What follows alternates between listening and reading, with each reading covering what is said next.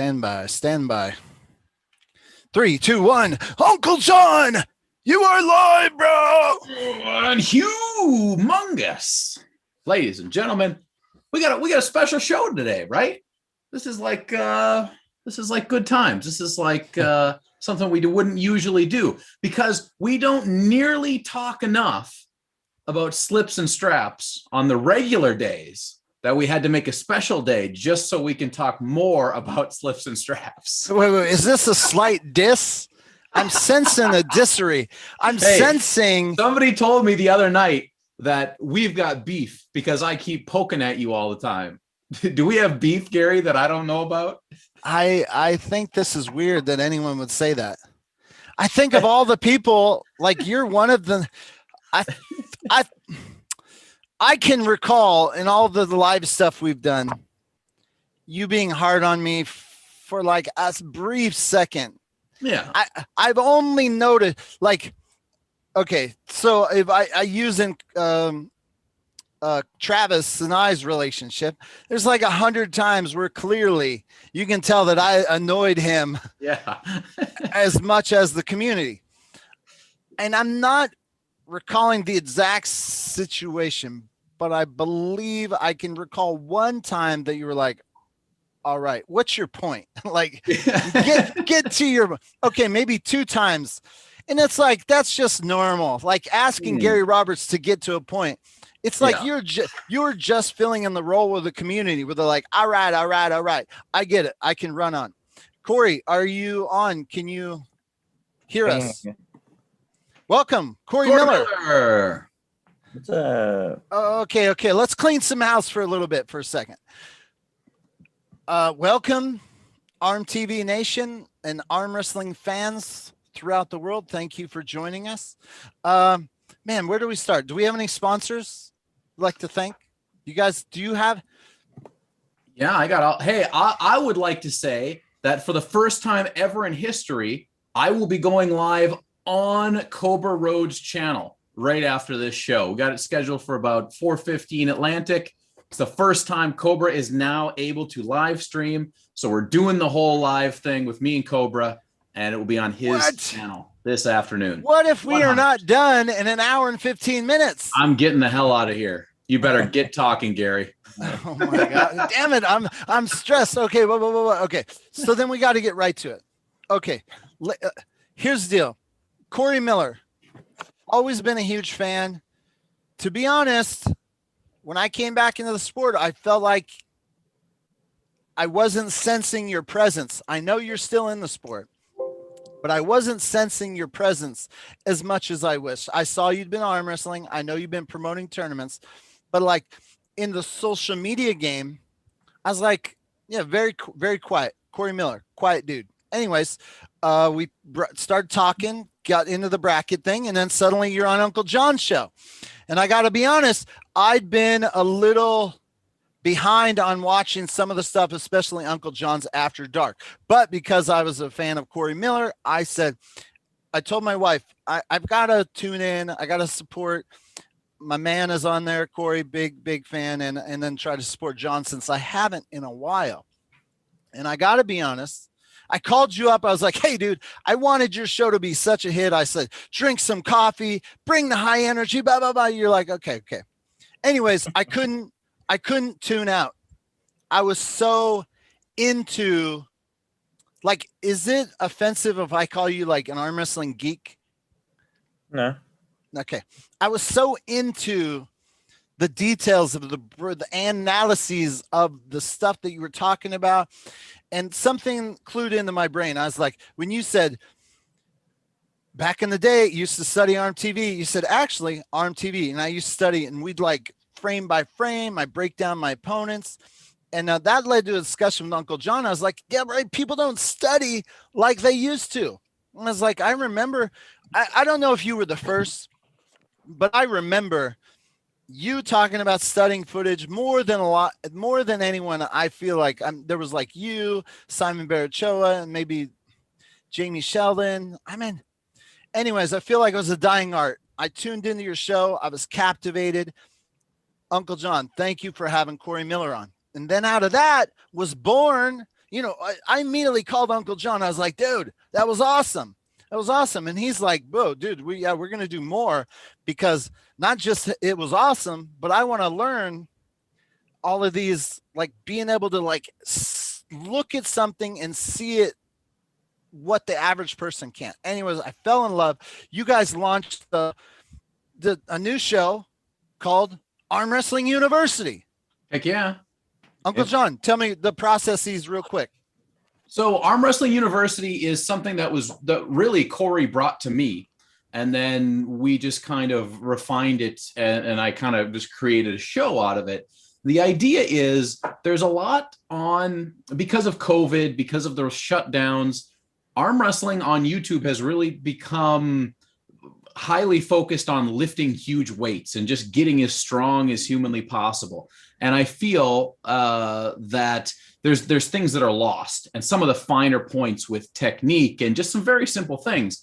And it can be very confusing to guys who come into the sport and their only outlet is to go on YouTube and watch. Now, there's good stuff on YouTube, there's bad stuff on YouTube, but we wanted to make a place where we could actually bring real novice and amateur arm wrestlers in. We look at their video from losses that they've taken at tournaments, and we're breaking it down in simple and effective ways. And Corey's really good at doing that, where we can look at the angles, we can start from the feet, work our way up, and correct all of these little nagging problems that people tend to have at that level. Corey, how many people have the skill that you have? Like to be able to dissect what you're visually seeing when you watch footage? I mean, probably not. I don't know about a ton off the top of my head, but very limited. There's probably a limited amount of people. My point is, it is a skill. Yeah. Like, well, I don't know if you remember this, Gary, but when you had ARMTV, when you first had ARMTV, just the videos were just playing. You just click play and that was it. But then I had you, or I asked you to add in the slow motion stuff in there, where you do like down to like 600x or whatever. Remember that? Were you were the one that asked for slow motion? Yeah, I was one of the people. I don't know how many other people did. Okay, so we did add a slow motion feature, and then Simon Bericha said it wasn't slow enough. Yeah. So we added, and they're going like 600 or something like that. Yeah. Anyways, what you guys are doing over there is amazing. I watched the Arm Wrestling University, and I had what you would want to call an epiphany moment, because so I remember getting back into the sport. I went on Ryan Bone's channel, and some of his early success was due to breakdown videos. And it's like, that's a really popular concept. And I knew that at some point I'm going to break down and geek out over the concept that I have. And I was like, I knew I was going to get to that point. And so, you know, who doesn't want to sit there and dissect all these big matches? So I called Uncle Jon and I was like, hey man, I know this is your idea to do this stuff, but I've been wanting to do this with the, you know, the content that I have. And so I want to bring you guys together. And this isn't officially that, but anyways, I would be honored if you guys would let the cat out of the bag. I would be honored if you guys would do that with me. Go through and I feel like it's taking a step further than breakdown. Like it's like really like I want to get into the minutia of it. Like for anyone says I wish that breakdown video was longer, that's what I'm sort of thinking. Like really break it down. Like everything that you can see about something. I would love to discuss that. So you guys on board to do that? Yeah. Okay, great. Well, in the interim, people out there, please go subscribe to Uncle Jon's channel. Corey Miller, do you have a channel? No. But what? Why doesn't Corey Miller? You were the originator. You were the first person that I can remember that had out of the box training techniques that you showed on ARMTV. Yeah. Like, I'm surprised you haven't delved into that. Well, I know you got a family, many kids and everything, but anyways, I'm glad to see you're joining us and we're introducing more Corey Miller to the world Yeah, no, it's gonna be fun. because you know your shit, like big time. Well, I mean, look at it like baseball and football and everything else out there. Baseball, they're having scouts like watch batters for years and years and years, and statistically figure out this guy likes him inside, this guy likes him outside. He hits here. You know, it's like that whole Moneyball thing. I mean, that's been going on for years, and the only thing is we're just doing it with arm wrestling. We're literally doing the Moneyball thing with arm wrestling. Is all this is. We're trying to statistically figure out what happens most of the time and then break it down to an easy level.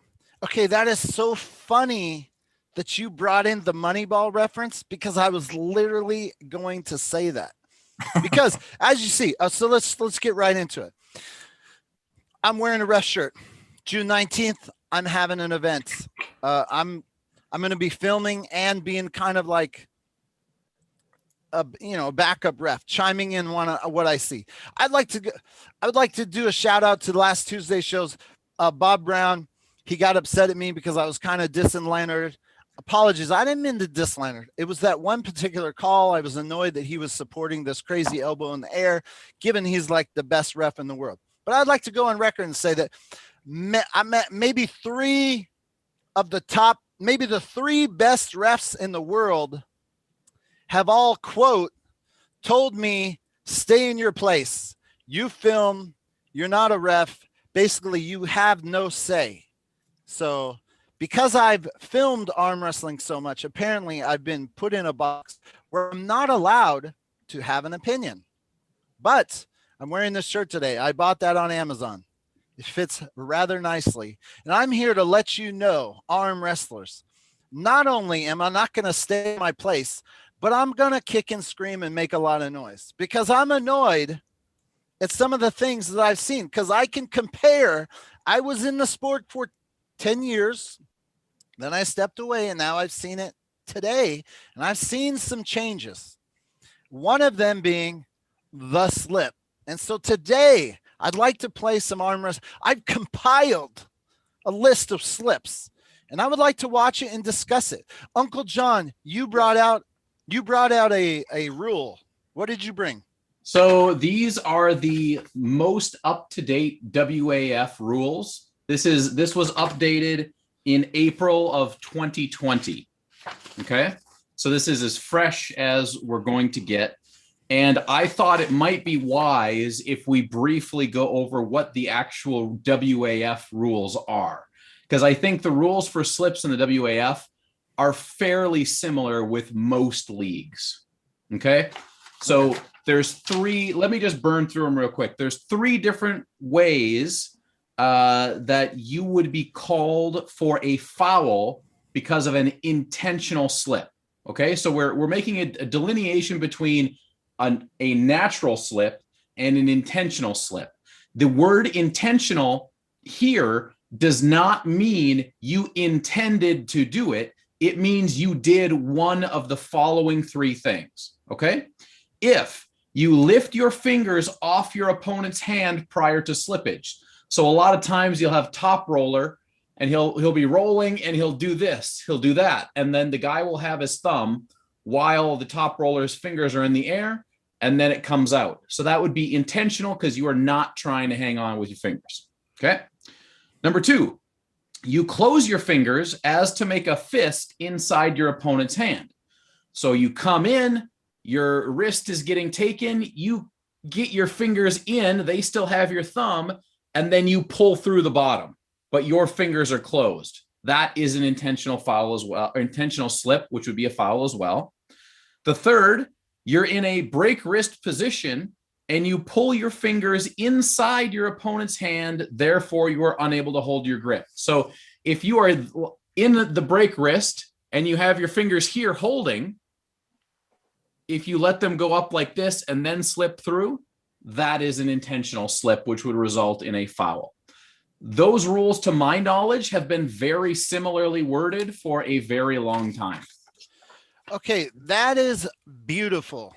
thank you very much for sharing that. And what I'd like to do is I'd like to play a little video, and I would, I, I would like to discuss what we see in terms of the slippage. Yep. So I'm going to share this. Tell me when you guys see this business. Yep, you can see it. Okay. And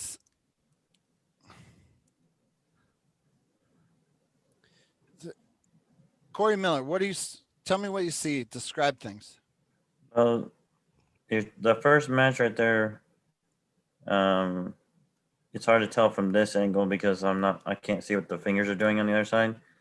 But if you go back to the very first match, that one to me probably was one of those classic ones where he's in here and he's probably just barely holding these. And he's probably just barely holding that. You can see his hands kind of just barely correct right here, right at the very last second. So I would say that he was attempting to hold on, but in all reality, he was going to let go. But you can see right at the very last second there, his little tips are actually bent. So that would be fine. That is a 100% fair strip. Yeah, slip. I would say he's probably trying to hold this, and it's just coming underneath his hand. His hand's not completely wide open. His hand's actually somewhat turned under, so he's turned under a little bit. So he's actually pushing a little bit sideways. Okay. He's not pushing straight down.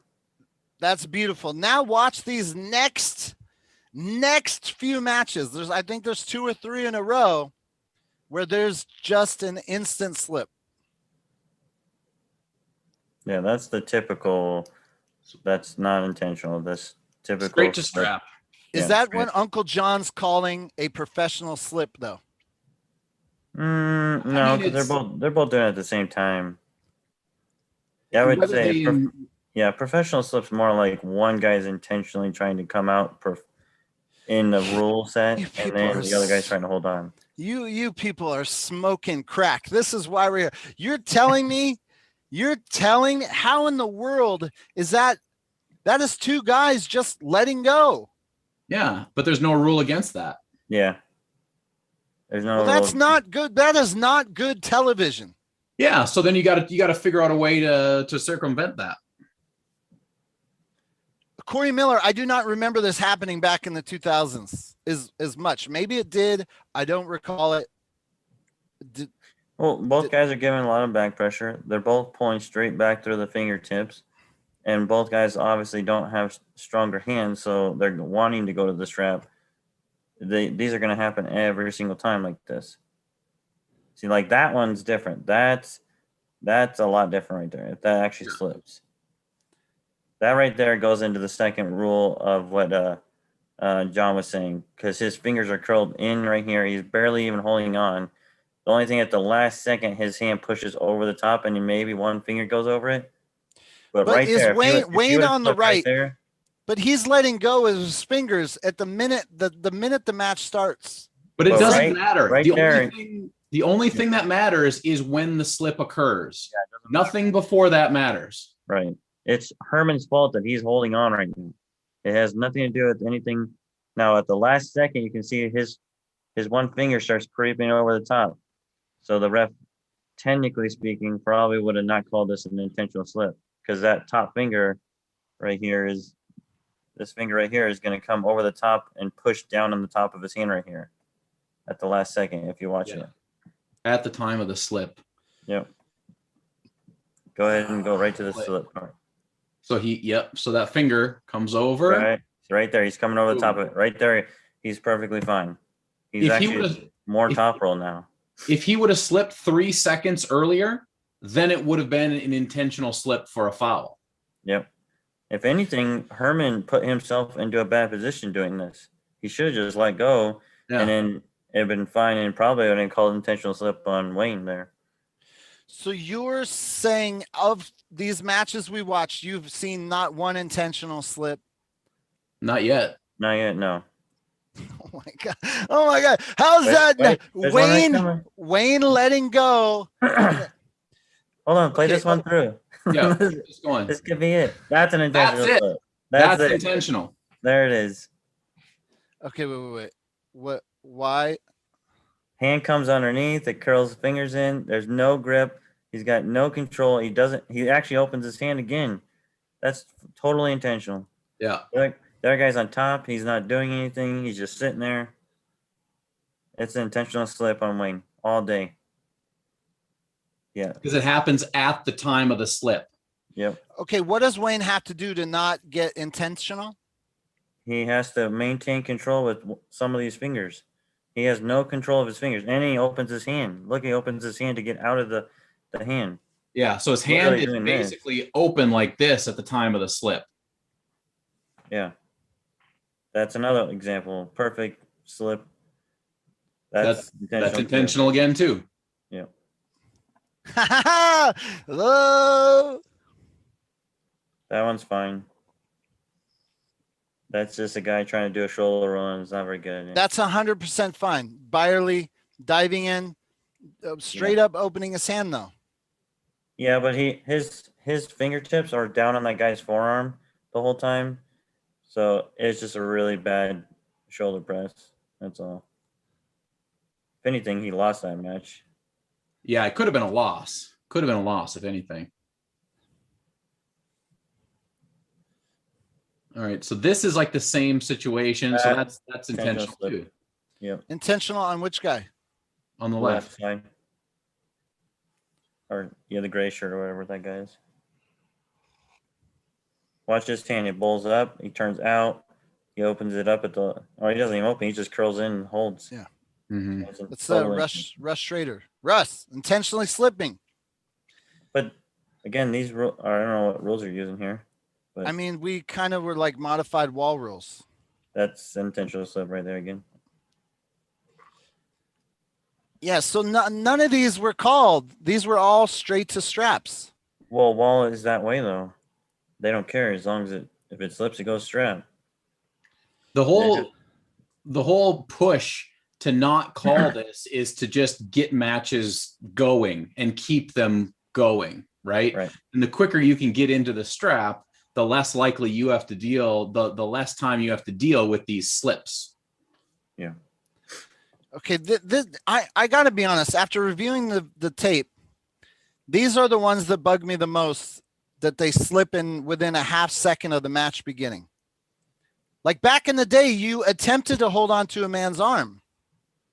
Yeah, this guy's on the left is trying to top roll. The other guy goes underneath. They had no intention of holding each other's hands, but it is what it is. That was going to slip every single time right there. Like he pulls, the guy on the right pulls underneath, the guy on the left's pulling outside. That was going to go to strap no matter what. Okay, so let's say you're arm wrestling when you were kids. If you just let go of the guy's arm you challenged in the high school, what would they say? They would be like, "What are you doing? You're not arm wrestling." Well, people say that about moving your body at all when you arm wrestle. People who don't arm wrestle don't know how to arm wrestle. Yeah, that's true. So what has changed in professional arm wrestling that this did not happen to this degree? So out of all the matches that I've shared, 43% of them went to a slip within a half second.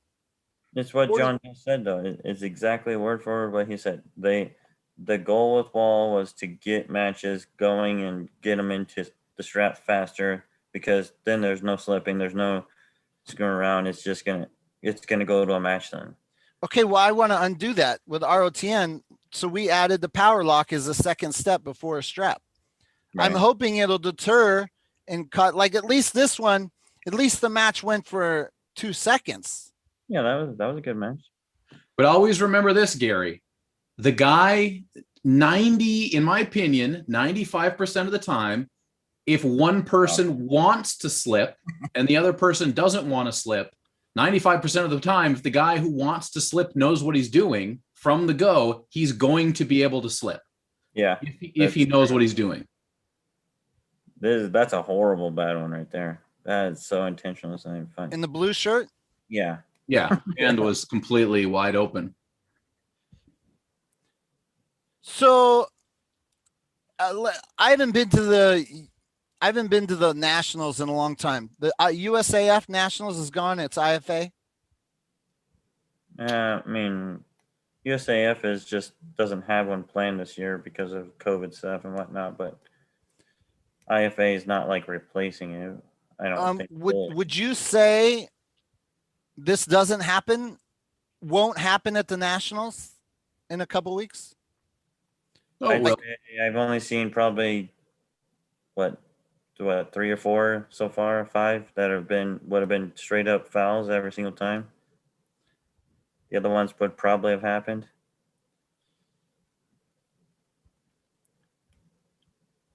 Like, that would have been fine.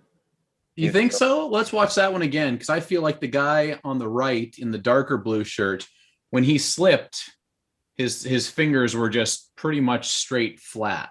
It's hard to tell right at the last second because you don't. Yeah. Yeah, I guess it is kind of. I mean, he's pulling straight back. If you're Yeah. pulling straight back, you're escaping, no? Yeah, that one probably would have been intentional too. That's a loss. That one's a loss.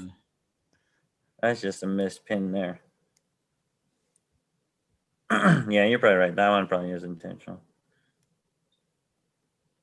You gotta think though, we're only seeing it from one side too. We're seeing it from not from the referee side. So that's one of the most neglected things. People see one angle of the match and they're like, that's it, it's over. But the height of the camera, where everything's at, looking at it from a different angle can significantly change your perspective on what's really going on. Yeah. I would say most of these are going to be probably called fouls so far. Some of them are controversial, but again, it has to meet those 3 criteria. That's all. It's all that matters. If it doesn't meet one of those 3 criteria, well, then it's just a slip. Right, and that's what I'm. So, I spoke to Bob Brown on the phone, and he was like, "Hey, a rule is the rule is the rule, basically." And I'm like, I'm less interested in the rules and more a discussion on what is right and what's wrong. Like, and before you can adjust a rule, don't you have to come sort of agreement whether things are right and wrong? Like, if the rule, if you watch all these and you see no problems, then there'd be no reason to adjust rules, right?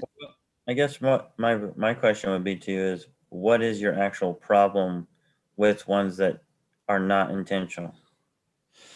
Okay, and here's you were coming in on the late part of the conversation, but this particular event, we had 30-minute time caps per class. In 10 minutes, one third of the time was spent putting on the strap, and the straps took 30 to 50 seconds to apply, 10 seconds to take off. Man, that's a lot of time that I'm betting, I'm putting all my money. That's one reason why arm wrestling isn't the most amazing spectator sport. It's because if you add up all the time it takes to get a match set up, waiting for competitors to come to the table, and then you get all this fighting to get a grip going, get their pressures all right, they're not cheating or whatever, and then they just let go. I mean, that, boys and girls, that's a lot of work, a lot of effort for a spectator to get no payoff. So why not just start everybody in the power lock then? Right out of the gate, just screw it. Just go right into the power lock. Well, Bill Logston keeps coming to mind. He's a top roller. He's like, hey man, there'd be nothing worse than I'm owning a dude, his hands all flopped, I'm 2 inches from the pad, I'm clearly clearly busting this dude's ass. But yet, if we slip, you're gonna reward him with the power lock? Like, that's screwing me as an arm wrestler. I somewhat agree with Bill though on that though. I mean, but let's just take a step back here. Have you guys ever watched bull riding before? I mean, nothing but highlights. 8 seconds, the movie when I was a kid, and right. Every single bull ride is at least 8 seconds or less, right? Every single time. So, do you know how long it takes them to get on the bull and get ready? Long ass time, I bet. It can take minutes. It can take a long time. And you're complaining about 30 seconds to put the strap on. These guys are getting paid millions of dollars to sit there and watch this guy jack around on a bull, and then all of a sudden you're watching it for 8 seconds. It's over. Millions of dollars, Gary. You bring in a clear point, and that's been my point all along. Once you have big money, yes, people will hang out. Yeah. They will. Like, I was trying to talk to somebody about the NFL. If I was starting the NFL today from scratch, no one had ever heard about football. Yeah. Would today's audience buy into it? Would they buy into the amount of time it takes to set up between downs? I don't know that they will. So working for CrossFit, man, these guys hit home. I can't tell you how many times I was told to cut down a video. Cut it down. I was actually one time, I had a 45-minute documentary, and they wanted to cut out like at least 20 minutes, and it was like all good shit. I was like, why? They're like, the audience doesn't, man, it's hard to get people to tune in. Like, there's a very real world problem of people wanting to watch stuff, and their attention spans are dwindling. We as a people are becoming kind of dumb. And as a sport who's trying to break through the next level, and without, I'll give a perfect example. I never watched World Series of Poker, never in my life. But I'm clicking around ESPN, and then suddenly I'm paused for a second, killing some time. And then you tell me, oh, there's one hand on the line, JoJo Blow over here against Susie Do Q, and there's like $1 million on the line. Guess what I'm doing? I'm watching. Okay, well, that's for $1 million. Once you have money in it, it gets more attention. So the bowls, if they have the funding, then you can, like, for instance, Devin Larratt, Michael Todd, big money on the line. You can have more downtime because the tension's there. You get into something like tournaments every weekend, the downtime can kill your audience. That's my point of view. Yeah, and I think that like my bull riding example is that when they're getting in and setting up and strapping down the bull and all that stuff, the commentator guys are completely talking about all kinds of stuff, like the guy's life and what he does and all that stuff, and then they'll make jokes. I mean, they're the ones who are keeping the crowd active and whatnot while the preparation is going on. So I know that's going to be very difficult with live stream type things like you're trying to do, but that's how they accommodate that downtime is they come up with backstories and tell you stories and make jokes and they have the rodeo clown guys, and they'll be screwing around talking to people and coming into the crowd. And, maybe that's kind of what arm wrestling needs, is that extra little bit of something on top of the preparation of matches and whatnot. But again, I mean, I'm trying to streamline a production. Yeah. I'm just experimenting. And the whole thing is, I get it. I'm potentially alienating a certain segment of arm wrestlers. But at the end of the day, I need more viewers than arm wrestlers. So I'm also kind of experimenting. Yes, my event may alienate some top rollers for the experiment, but I'm also curious. Are you telling me if we were to bet right now that if Uncle Jon, you and I have a hot chip challenge, let's bet there's no way a top roller is going to win your event because of the power lock? Like, that's what you guys are saying, essentially. No, not necessarily. Because if all of a sudden 10 Uncle Johns show up and one John Brzezinski shows up, it isn't really going to matter because John Brzezinski's going to roll me out of a hook every goddamn day of the week with a top roll. It's not going to matter. The difference of the best guy versus the worst guy is what's going to make that happen.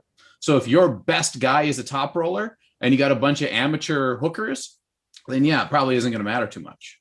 Yeah, that's very key to that. So I'm willing to make an adjustment based on whatever happens. But at the end of the day, all the arm wrestlers are going to watch anyways. and I'm trying to see if I can. I mean, to be honest, I never finished my Moneyball example.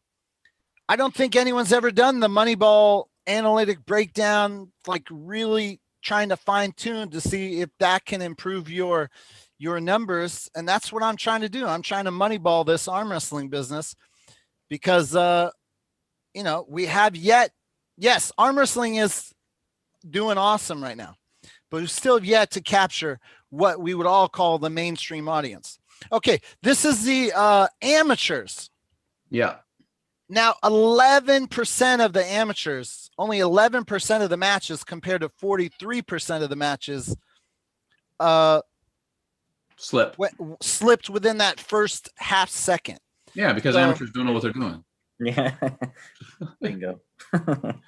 So I still wanted to watch the footage to That's intentional. But who do you call it on? Because people screwed this up a lot in when you gave this example, Gary. I say this is intentional on the green shirt guy. Yes. Now that guy opens his hand up, but at the time of the slip, his hand is closed, and that's what matters according to WAF rules. Yeah, according to the rules, he's got to at least have one finger on in control, which he clearly does. The guy underneath has no fingers. He's pulling through the guy's hand. Balled up. He's balling like this. That's intentional slip on the guy in the green.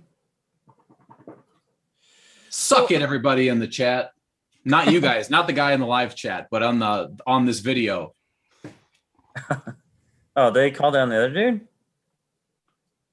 No, when Gary put this video up solo, just that one clip, and people were like, foul them both or foul the guy in black. And like, it was all over the place. Nobody was taking the time to actually read this. Everybody in the chat, go to the WAF website. You can print this thing out. Very, very simple. It's going to tell you all you need to know. There's still a lot of problems with this, but at least you'll be in the ballpark. Yeah, okay, but, Danielle on the left right there. Her hand was folded down. Her fingers are up tight. Is that intentional? Can you replay it? Yeah, replay it because I can't really tell what the other hand's doing.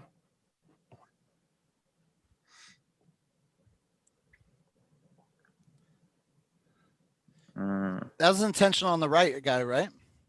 He folds his hand under. It's pretty unprofessional-esque. Yeah, his fingers were curved in. That's a tough call. That one's curved in. You can see her hand. She's balling up right there. She had no hand control at all. Balling up is a key to being intentional. Yeah. Gotta have at least one finger. Right there. He's going under. It looks like he's some Who? Guy on the right or left? Right hand side. I would say that he's probably not trying to hold on there. Yeah, that's a tough one to call though, because the hand wasn't completely balled up. Yeah, it wasn't like this one. He's clearly just trying to get out of that thing. Yeah, because his finger is like he's like doing this, right? So that's an intentional slip on Scott. The other thing, Gary, you gotta look at is where the hands go from the slip. Like most of the time when some guy's really trying to get away from the other one, the hands will go straight backwards. They'll never go sideways. They'll always go straight back, like he'll pull it up and out. But you'll never see him come whipping back left and right when they're trying to actually let go. See, like how he's going straight back right now to get out of his hand. He doesn't care about it. His hand's gonna go straight up. See that? So that's an intentional. That's a sure sign of intentional slip. You can't win by going straight backwards, right? Right. I mean, the only reason you go straight back like this is to get away from someone's hand. Yeah, if he was like this and all of a sudden he went inside and he just pushed this way, yeah, then you know that way at least he would have that going for him, that he wasn't completely trying to bail out. Right. He still could potentially have it called if he balls up further and goes underneath, but yeah, if they're both pulling, if the guy's pulling back and his hand slips out straight backwards, that's clearly him just trying to escape and get away from you. But if the hand comes flying down and hits the pad, then he's at least attempting to. That guy's not holding on. This is like a double. See, in this case right here, and using the rules to my advantage, I would have saw that guy open his hand, and I would have just slowly opened my fingers up and let go. And that ref should have called intentional slip on that guy. Yeah. If I was the guy on the right, I would have just slowly let go interesting. out of my hand, and then he would have slipped out. I get an intentional slip. He gets a foul. We start again. So let's just take a minute to understand how high level that is. Okay, it's looking at your opponent's hand position. Okay, let's and go back doing to it. something with your own hand in order to force a foul onto them. So you're saying right here, Uncle John saying high levels. You recognize? Not this second. It's when he opens his hand up. When that kid opens his hand and he keeps doing it, that's when I would have said, okay, I realize he's not going to try. Well, I was back a little bit more. Just before that. Oh, I see what you're saying. So the minute he opens his hand, you let off a little bit, he gets an intentional slip. Right? Yeah. He does it like 2 or 3 times. He opens it, and then that guy should just right there. He just slowly loosened his thumb grip and got in a foul on that guy. Intentional slip all day. Oh. Instead, he actually wears himself out with his bent back wrist and pulling on the thumb like that.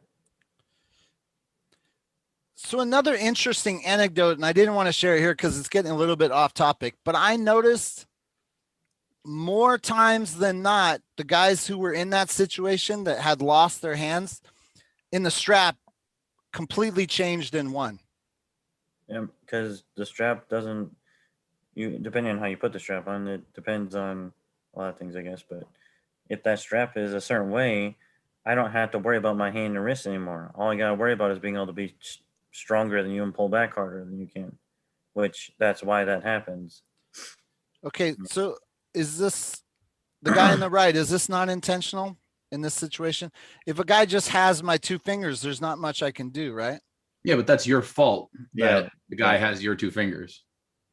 Yeah, so he's already opening up, and then I have nothing to hold on to, and I opened my own hand to give him these 2 fingers. Yeah, so intentional foul on the guy on the right. Yeah. Or intentional slip for a foul, rather. That's not trying to hold his hand at all. So like that guy, he rolls underneath him. So Shrooms on the right, he or the left, he opened his hand first.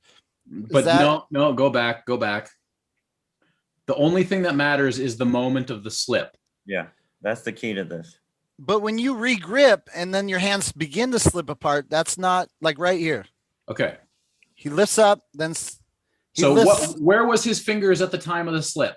That's the only thing that matters. There you go. So the other guy was underneath him. That's his problem. Yeah.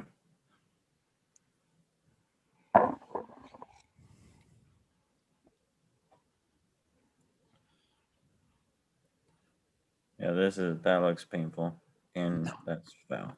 And that's an intentional slip. Is that you really don't see these types of slips once you get into the higher open classes. No. Right? This is very specific to amateurs. All of these types of things. Like, it's very rare that you see a pro doing any of this crap, right? It just doesn't happen as much. Okay. If I had any points at all, the very next match is the thing that, again, drives me nuts. Can anything I do eliminate this, or you elite pros will always just do this? You always just, 2 top rollers who are going to do the same move, they just let go, right? Here. Not necessarily. I mean, look at Cobra, right? Cobra and letting go. Yeah. But I hate that. I want to eliminate that. And what I'm doing with doing the power lock, will it eliminate some of that? If you want to eliminate that, I would say, do you guys want to go to the power lock in the beginning? Then you just get rid of it altogether. If they say yes, otherwise it could still happen. So well, I'm trying to have the power lock as a deterrent. If you're a guy who's just going to let go, but you don't want to slip, wouldn't you try to hold on a little bit longer? Well, it depends. If you're an amateur, you don't really get to make that decision because you're not good enough to make that decision. Things just happen, right? And you can't, because you're not always in control. if it's in the open class, it'll be interesting to see what happens. It might take a couple tournaments with pro level guys being like, okay, let me figure out what my best option is here. Let me do a shout out. This is Kyle Thunder Nelson's tournament at Hot Rod Nelly's amateur event. I actually am going to be in here in a second with a slip. It was a fun tournament, but it was all amateurs. It was amazing. All new guys and all young new. I mean, a couple old dudes.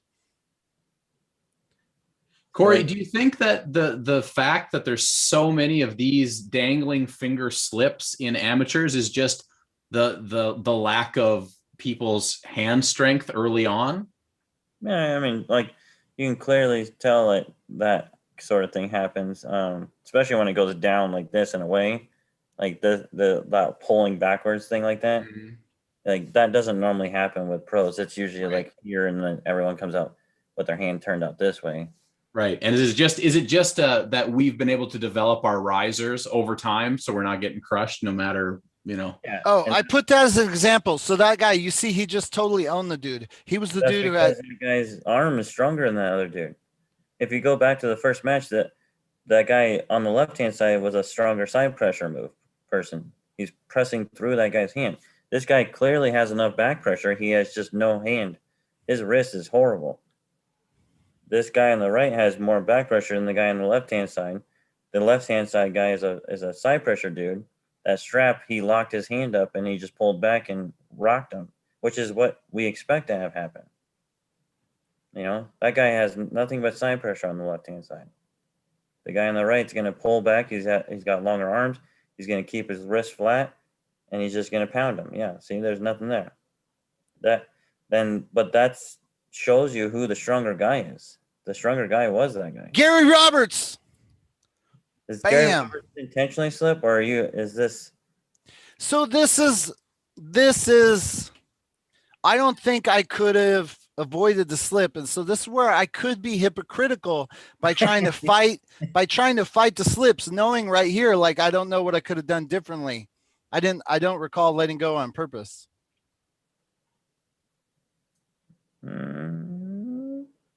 That was pretty clean. That seems like a strap to me. Yeah, that was pretty good. So it's like I'm not trying to eliminate the strap 100%. It just feels like there's so many intentionally getting to the straps. Ooh, what's that one?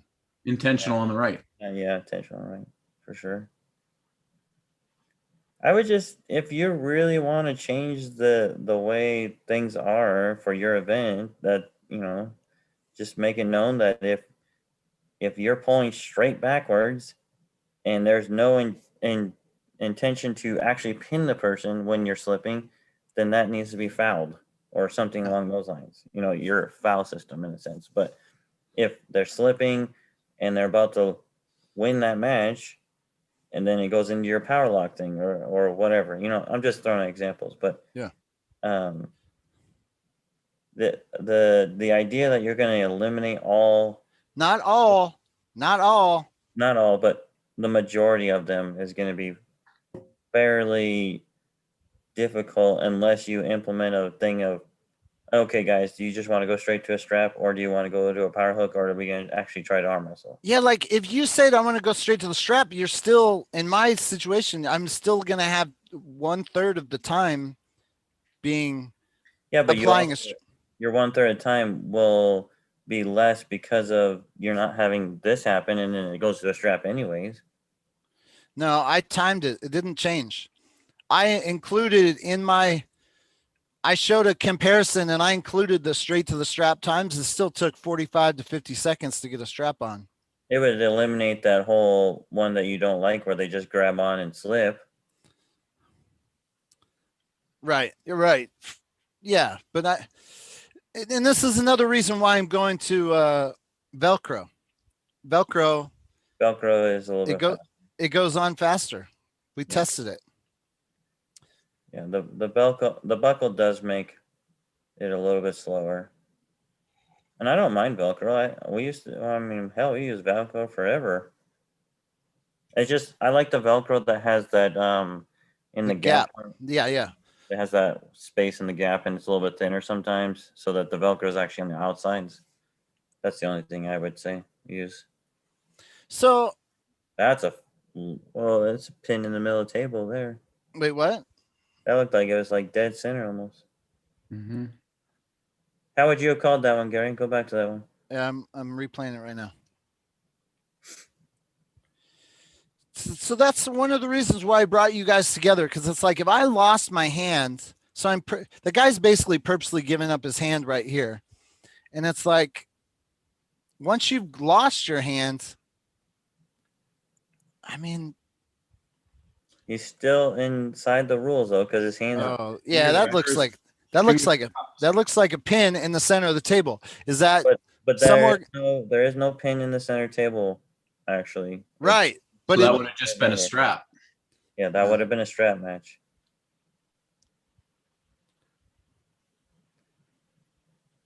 See, like that, you can see his fingertips were still on the back of that guy's wrist. These ones this is going to go always to the strap, in my opinion, because you'll always have some type of control on the hand. The only time I would say this is fouling is when he turns his hand under and he can see him swipe under, where he pulls his fingers out from underneath. Like right there, he's still, that's just going to strap, I think. Yeah. It's when the hand swipes underneath and comes out. That's when it would be a foul. Again, any of you arm wrestlers out there or these guys on the table, thank you for donating yourselves for our observation of deconstructing the slip today. We appreciate it. So what that guy just did on the left, he totally like just what was that? This guy on the right has a longer arm. He's got tons of back pressure. The guy on the left is clearly just pushing sideways. He's just sitting there holding it. But so then he jerks. He's not going to do anything. But it doesn't matter what happens during the match, right? Like, wasn't he trying to get away right there? But it doesn't matter. There's no rule that says you can't do that. Yeah, it's literally the only thing that matters. That's what does it. Uncle Jon, that's my point. It's not about there's a rule or not rule. I'm in a situation where I can create any rule in the world I want. And the question is, should I or shouldn't I alter rules or, well, maybe be different? Some, but if you want to make a rule that says you can't like jolt your opponent, like you can't hit in an awkward way, and then you're just going to like have Scott Wynn say, oh, I've determined that was illegal jolt maneuver to give yourself better hand position. So that's a foul. That would be horrible. No, I'm talking about intentionally slipping, trying to get out. Like it looked like he was trying to jerk away, but he didn't get out. Right. He didn't. You're going to run into the problem of you're creating judgment and the bias on judgment.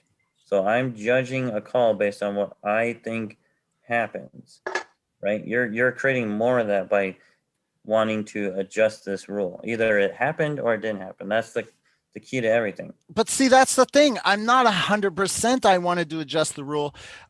I'm of the opinion that people are not enforcing the rule because it's all straps, all slips, all straps all the time. Were any of these actually called for intentional slip? Oh, maybe one. All these went to I showed these because they went to strap. I didn't show one that a guy got fouled. Yeah. So clearly there is a lack of understanding of the basic rules. And if people just enforce the rules as they stand, then a lot of this might just go away. If people start getting consistent fouls for doing this shit, then a lot of it might just stop. It's just like in softball or baseball or any other sport.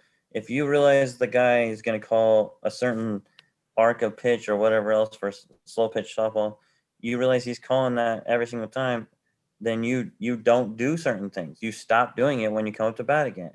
You move in a different spot, you act differently, you hit differently, that will happen.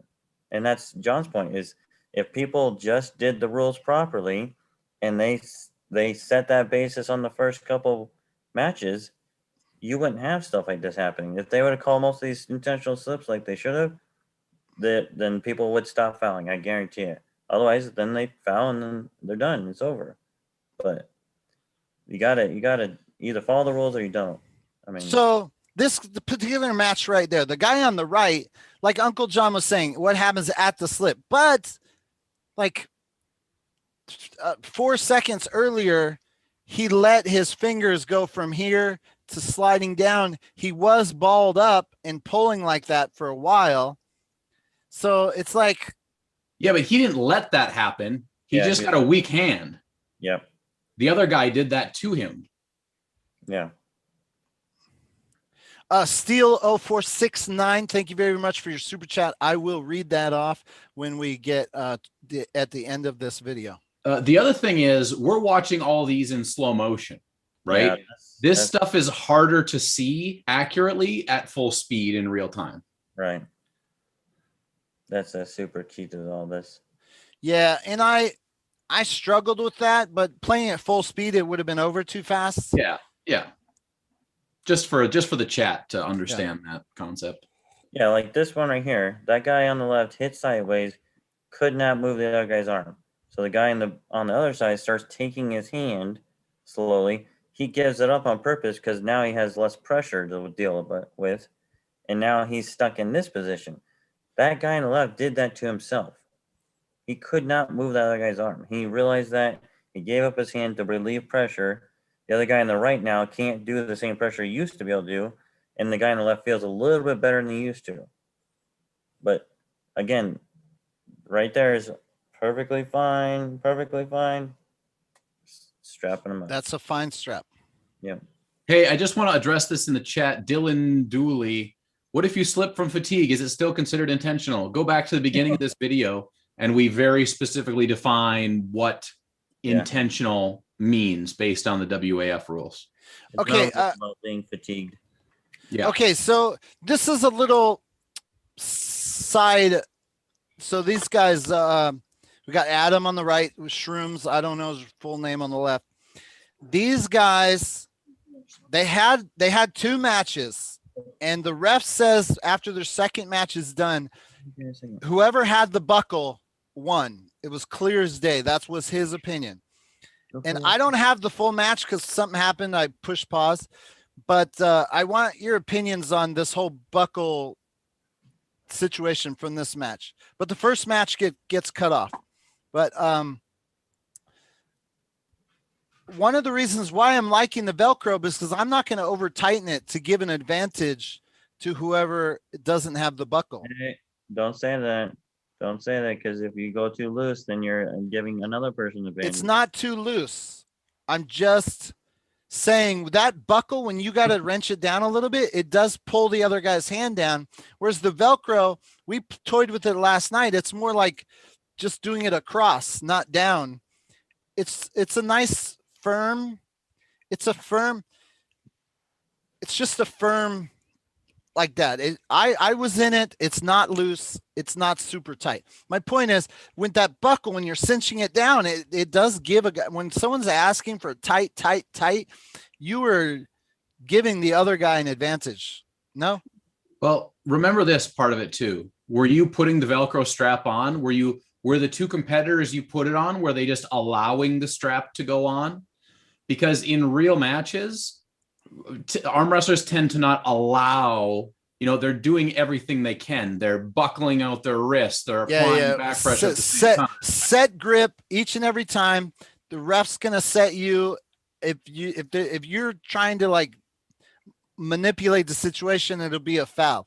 3 fouls is what we're doing. Are you doing the one where they close their own hand, or you close them for them?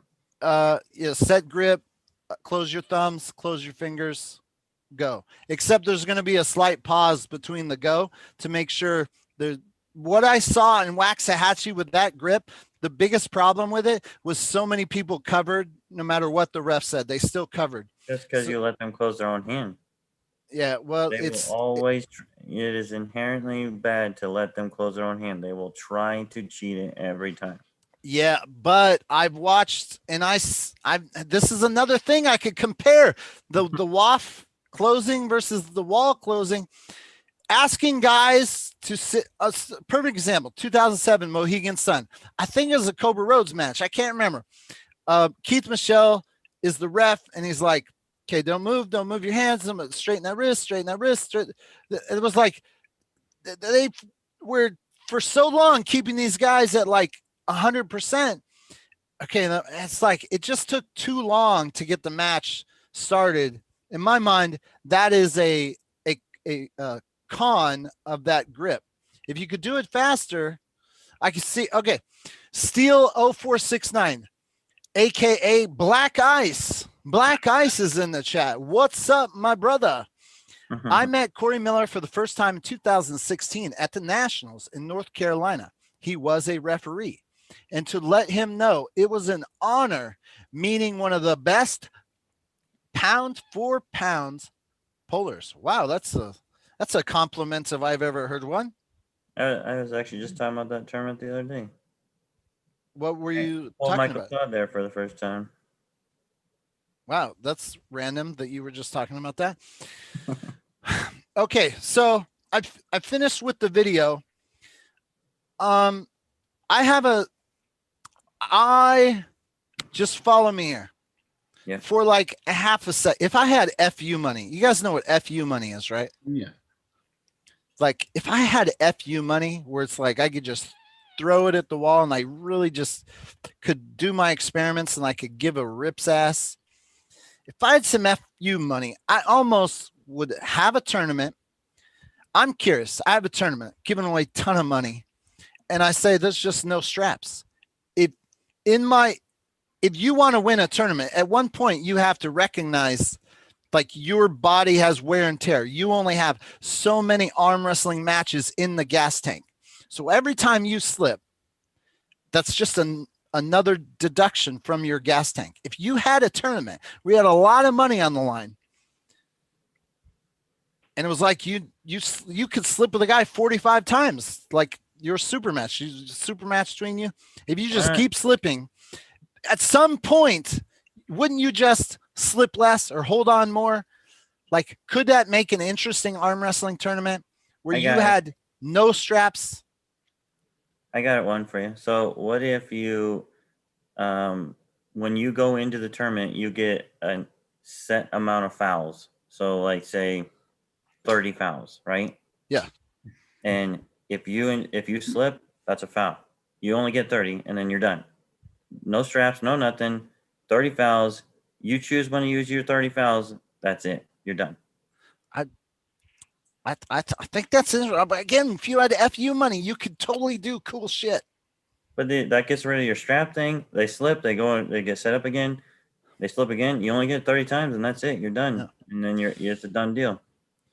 Then they will force them to either go to a hook, force them to hold on to, force them into a top roll and control. It forces them at a certain point in time, they're going to say, I can't afford to slip anymore. Yeah, arm wrestlers out there, I understand. I see a lot of people in the chat saying, Gary Roberts, what is this dude? Why is he on the crusade about this? Like, it's so weird. And I may be crusading and be too far over here in the extreme, but man, there's a reason. It's different than it was before. I don't remember having a problem with slipping back in the day. I used to film thousands of matches, never had a problem. But today I notice a difference. Well, it's because arm wrestling is different now than it was 10 years ago. Right, but better? Well, I'm not saying it's better or worse. I'm just saying that the sport has evolved and we aren't necessarily able to decide that. But big rules changes can help decide that, because all of this stuff started happening when the WAL kind of made this set of rules where we have rules, but we're not really going to enforce some of them. You're just trying to be another WAL, that's all. Hey, I got to go because I got to hop on live with Cobra, but I love the conversation. I think we should do it more. Yeah. Uncle, I think I feel good about the conversation. I wanted to experiment, but I'm not trying to, recreate the wheel entirely, just get it to come a little less strappage. My bottom line, hey, before I go, my bottom line is I think you just need to do it with the ROTN. Make the decision on what you want to do with the power lock, gain some data, and then move forward from there, because that's really what it is. You never know until you do it. Oh, We lost Mr. Uncle Jon. Thank you very much for coming on, Mr. Uncle Jon. Thank you very much for Corey. Hey, Arm Wrestling University, keep doing it. I'm gonna plug you guys so we can do some of my older content. I think we got something awesome here with analyzing footage, and of course I got a lot of it. So thanks for jumping on board, Mr. Corey Miller. yeah, no problem. Thanks, Gary. All right, brother. Have a good day. Guys out there, June 19th, have an event in Long Grove, Illinois. I'm trying to experiment. I'm trying to do some cool stuff. Paying down the 8th place. We're having 8 divisions. Unfortunately, it's right-handed only, just because, I'm into this event about $2,300 total, and it's all coming out of my YouTube and Patreon revenue. So, if I were to add left hand, that'd be money that I don't have, because I'm already going into a little bit onto the credit card. So come out to support the event. I think it's going to be awesome. We're going to I'm going to put a lot of effort into a YouTube show, from beginning to end, showing what happens. The thing that people need to realize about that is, like, the first place guy, once you have achieved first place in the finals, you leave the competition. So if some guy comes in, like everyone's saying Pablo is the man, he's going to easily get this. If Pablo's the man and he runs through everyone, then he gets subtracted from the competition. He gets his belt and he goes and sits on the sideline, and the other 7 guys battle it down. We're paying all the way to 8th place. So one thing I'm really curious about is there's 8 weight divisions. There's the heaviest and the lightest. And I'm curious, will the results be heavy to light? Like, for instance, a lighter guy might come in and say, hey, why am I going to compete at this event? I'm the lightest guy. I've got no shot at beating all these guys. But yes, but you do have an interesting shot. Can you, like, if I were to ask the average person, they'd probably just say, oh yeah, the heaviest guy probably win, the second heaviest be second, and the lightest guy would be the last place. You could have the most interesting story of the day if you're the lightest guy, but you come in and place 6th. If you can jump up a couple classes, that could be interesting. So just keep in mind, we're going till the final guy is determined. And what is even cooler is using the World Series of Poker. I'm not a big poker dude, but I played poker once, and I remember there was a buy-in. If you got knocked out, you could buy back into the competition. And in this situation, the 8 divisions, the winner of each division is represented in the finals. But before we start the finals, you are going to have an opportunity to buy back in. We're doing a wild card class. So anybody who thinks that they should have been in the finals will be able to buy back in to get a shot in the finals. Now that could be interesting. Let's say only 2 guys buy back in. As $50 for the buyback in. That money will go towards who I deemed the most exciting arm wrestler of the finals. But it's like, I'm adding a little bit, trying to spice it up, trying to make it interesting over here in ARMTV land. So please come to the event if you are available, June 19th, Long Grove, Illinois. And thank you very much for Corey and Uncle Jon to come in and help us discuss the slip at our event. If you don't have an intentional foul, we are locking it up into the power lock. I'm curious, will that deter some of the strap matches? And also, interestingly, if you slip out of the power lock, then we'll apply the strap. I'm really curious for arm wrestlers like Bill Loxton to say, oh, you're screwing the top roller. Well, I think it would be very interesting for top rollers to show their dominance by popping a dude out of a power lock. That would be epic. I want to see it. And I'm going to do a show next week. Pablo. I don't know how to say his last name, but he's the man around in this area. He's the man so much so that commenters among people in my area are saying he's the dude. So next week we'll do a show. I want to know, is he the dude? I want to basically do an online open. Hey, we're going to research this guy. I want to watch videos of him. I want you to come on, help me research who is Pablo. I think it'd be a really fun show before my event on the weekend. So thank you very much. There is a Patreon link in the channel. Please subscribe. Of course, thank you to my man, Mizel Jador. I really think that name is cool. So that's it. Anyways, you guys have a wonderful day, and we will see you on the flip side. Shout out to all the